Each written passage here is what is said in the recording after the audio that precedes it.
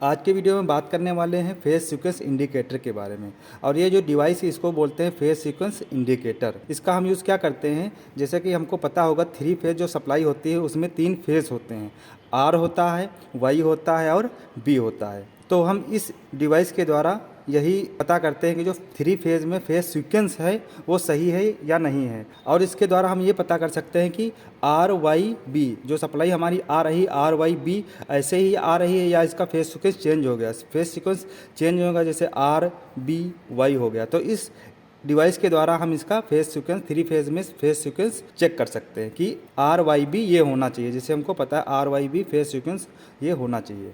तो जैसे कि इसमें देख सकते हैं ये हमारे पास फेज सीक्वेंस इंडिकेटर है। इसमें 3 टर्मिनल होते हैं, जैसे कि इसमें आर वाई और बी, यहाँ पर 3 हमारे फेज हैं जिसको हम इनपुट देते हैं। और यहाँ पर इसकी ये डिस्प्ले है। इसमें जैसे कि ये अंदर एक डिस्क लगी होती है जिसमें एरो बना है, ये अंदर एक डिस्क है। अगर हम इसको 3 फेज सप्लाई देते हैं आर वाई बी देते हैं, अगर ये जो डिस्क है वो क्लॉक वाइज घूम रही है, जैसे कि एरो बना है, इस एरो की डायरेक्शन में घूम रही है, तो हम कह सकते हैं कि जो हमारी सप्लाई हो आर वाई बी के सीक्वेंस में है। अगर ये डिस्क जो है एंटी क्लॉकवाइज घूम रही है इस एरो की अपोजिट साइड में, तो हम कह सकते हैं कि जो फेज सीक्वेंस है वो सही नहीं है, अर्थात इसका फेज सीक्वेंस चेंज हो गया है, वो आर बी वाई भी हो सकता है। तो इस डिवाइस के द्वारा हम यही चेक करने वाले हैं। तो इसको अब हम प्रैक्टिकल के द्वारा चेक करके बताएंगे कि 3 फेज सप्लाई में फेज सीक्वेंस सही है या नहीं सही है। तो हमने यहाँ पर इसका सर्किट डायग्राम बना लिया है। जैसे कि ये हमारा फेज सीक्वेंस इंडिकेटर है, इसमें 3 टर्मिनल होंगे, तो उसको हम 3 फेज सप्लाई से डायरेक्ट कनेक्ट करेंगे। और यहाँ पर इसमें एक डिस्क है,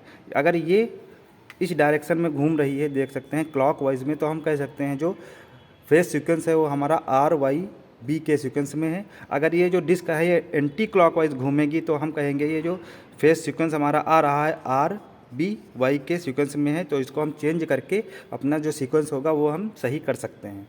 तो अब इसका हम कनेक्शन करना स्टार्ट करते हैं। तो यहाँ पर जैसे कि इंडिकेटर इसमें 3 टर्मिनल है, तो इसको अब हम कनेक्शन करते हैं। तो जैसा कि सर्किट डायग्राम की सहायता से हमने इसके कनेक्शन कर दिया है। यहाँ पर ये 3 इनपुट आ रहे हैं, हमको ये नहीं पता कि इसमें आर कौन है, वाई कौन है, बी कौन है, तो हम इस फेज सीक्वेंस इंडिकेटर की मदद से जानेंगे। तो यहाँ पर हमने टेप लगा दिया क्योंकि ये 3 फेज सप्लाई है, तो इसको हम बिल्कुल सेफ्टी से करने वाले हैं। अब क्या करेंगे, इसकी हम सप्लाई को ऑन करते हैं और चेक करते हैं ये इसका फेज सीक्वेंस। तो हमने सप्लाई को ऑन कर दिया है, तो देख सकते हैं जो फेज सीक्वेंस इंडिकेटर है उसकी रोटेशन है एंटी क्लॉकवाइज है। देख सकते हैं इसमें दिख रहा होगा उसकी जो रोटेशन हो एंटी क्लॉकवाइज है, जैसे कि हमने सर्किट डायग्राम में बताया। तो इस टाइम जो हमारा सीक्वेंस होगा वो आर वाई बी ना होके वो होगा आर बी वाई, ये हमारा फेज सीक्वेंस है। अब हम क्या करेंगे, इसके जो इनपुट है इसको हम चेंज करेंगे, फिर इसकी हम रोटेशन को चेक करते हैं। तो अब हमने क्या किया है, 2 वायर को आपस में इंटरचेंज कर दिया है। अब हम इसको सप्लाई ऑन करते हैं, फिर देखते हैं इसका फेज सीक्वेंस और इस डिस्क की रोटेशन। तो आप देख सकते हैं जो फेज सीक्वेंस इंडिकेटर उसकी जो डिस्क है वो क्लॉकवाइज घूम रही है, मतलब ये जो एरो बना है उस एरो के साइड में घूम रही है। इसका मतलब जो हमारा फेज सीक्वेंस है अब सही हो गया। तो अब किस सीक्वेंस में हो गया, अब ये सीक्वेंस होगा आर वाई बी। तो हमारा जो 3 फेज का सीक्वेंस होना चाहिए वो आर वाई बी के फॉर्म में होना चाहिए, तो इस टाइम ये सही है। तो इस तरह से हम फेज सीक्वेंस इंडिकेटर के द्वारा 3 फेज में फेज सीक्वेंस को चेक कर सकते हैं। तो यार वीडियो पसंद आया तो वीडियो को लाइक कर दें और चैनल पर नए हैं तो चैनल को सब्सक्राइब कर दें। मिलते हैं ऐसे किसी नेक्स्ट वीडियो में।